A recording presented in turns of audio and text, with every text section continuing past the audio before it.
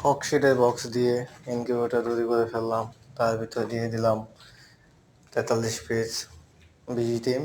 এগুলো সব ডিমগুলোই আমার বাসায় পালা কোয়েল পাখি আর ডিম। যাই হোক, বসায় দিলাম।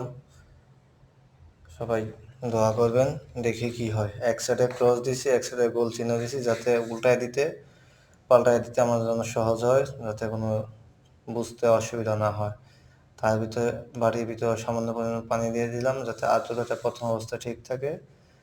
দিয়ে লাইটটা চালু করে দিলাম। চালু করে দিয়ে এখন দেখবো আসলে টেম্পারেচার কত আছে, 32.3, এবং আর্দ্রতা দেখবো কত আছে। এটা আছে 52.52 আছে, আর টেম্পারেচার 32.5। তবে এটা ঢাকা দেওয়ার পরেই ঢাকনাটা দিয়ে দিই, তার সাথে সাথেই টেম্পারেচার চলে আসবে এবং আর্দ্রতা নিয়ন্ত্রণে চলে আসবে। টেম্পারেচার থাকবে, নিচে থাকবে 37.2, ওপরে থাকবে 37.7, আর্দ্রতা থাকবে 50 থেকে